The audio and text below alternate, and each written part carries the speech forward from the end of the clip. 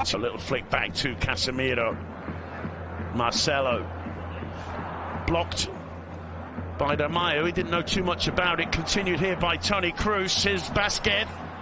Still Lucas Basquet. It's saved up. The ball away from the danger area and perhaps a chance on the break. Stuani through the middle. Pedro Porro with him. Here's Stuani. Good. Picks up the loose ball. Thunders forward. Lays it off for Asensio. Asensio in the area. The shot's on Granel. Thinking what the Girona captain's got away with there as Kroos flicks one in. Benzema was up for it. Bono punches clear. Only as far as Kroos. Puts it back into the mix. Casemiro! 1-0 to Real Madrid. Casemiro once again gets the opener as he did last weekend against Atletico. Once again proving his worth to Santiago Solari. 25 minutes on the clock. Kroos' cross and Casemiro's glancing header giving Yassine Bono no chance whatsoever. It's 1-0 to Real Madrid and Girona's problems start here. Third goal of the league season for Casemiro, and there'd been warning given because only a brilliant jump by Alcalá there stopped Benzema from getting a header on target. They reorganise, and I think what happens is that he splits the two men. He's in behind Alcalá, and as Varane arrives, Alcalá isn't sure what he's got to do. It's still brave. The dropping of the ball into the path of the Brazilian is what allows him to get the power to pop it past Bono. The centre-halves are, as they say in football, they've been split. They've been unsure about their priorities, but the delivery of Demiro, square to Kroos. Now Marcelo. He's going to try a shot. Not too far. That's an interesting ball. Porro brings it down. Falls here for Ponce. That was close. Our captain off that left foot is so good. Well, that's a couple of warning signs from Girona. Meanwhile, here's Benzema. Gets into the area. Saved again by Bono. Kept in play by Benzema.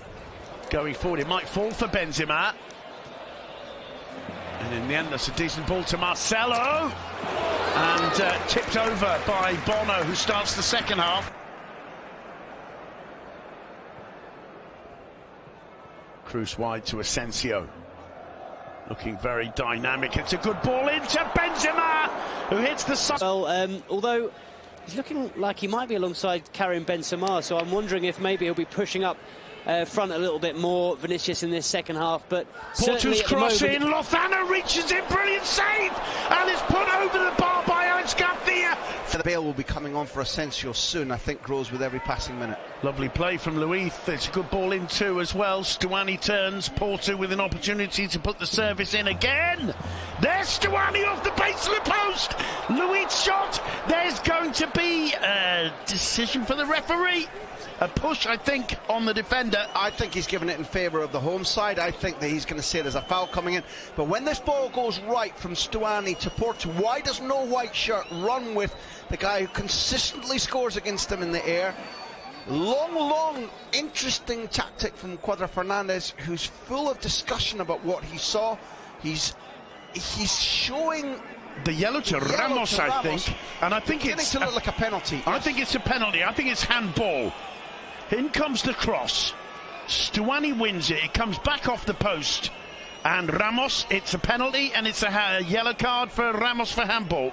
Well, Cuadra Fernandez has been decent enough to take a long time to explain this to the Real Madrid captain. When he dives like that, it's minimal. That's an interpretive call, so I will not say a word of criticism against the referee. When you dive at the ball like that... Back into this game, the veteran Uruguayan hasn't scored for the last 4 La Liga fixtures. Looking to break that spell. Up steps Stuani, and Girona are back into it. Level pegging 1-1. Christian Stuani with the goal, and it's like a bucket of cold water thrown over the fans in the Bernabeu, except for that section we're looking at where the Girona supporters are going crazy. And Essimo into the technical area. looking on. Ramos looking a little bit disappointed, but from the replays we've seen, Graham, I don't think the referee had a choice but to point to the penalty spot. And Stuani making no mistake. Thibaut Courtois going the wrong way, Stuani hitting it right down the middle. Mistake from the captain. His intent was to block it with his arms, because we saw the Belgian international keeper was going to get there and block it with his trunk. That is... Porto runs onto the return ball. Porto off the crossbar for the second time. Girona hitting the post. For smart guys, it's a streetwise sport. If you get away with it, great, but one of these days he's going to be caught. Luis with superb footwork there, an opportunity. Here's Lozano, tries to curl it, and it's finished off. No, it's not. Yes, it is. Girona have made it 2-1. Porto with the goal. Lozano's curling attempt palmed away from Thibaut Courtois, and Christian Porto stuns the Bernabeu, sharper than anybody else looking for the rebound off Courtois. And where has it all gone wrong for Solari's Real Madrid? Where Girona were up against the ropes for 45 minutes, they find themselves 2-1 up, and Madrid, all three changes made, are struggling. If I don't miss my bet, it's the invisible man being punished, because here he goes for a tackle where either he can judge not to go, or once he's gone, he has to win it. The ball across, and listen, it has to be pointed out that they've targeted Marcelo. Marcelo, on current form, is averaging a goal that is his fault per game. The idea of recuperating him, letting Reguilon rest, was not ostensibly a bad one, but he has been wildly at fault for both of the goals so far and the shot off the bar from Porto. Marcelo has pretty much got assists on the two goals, which, as you point out, have utterly turned around a game.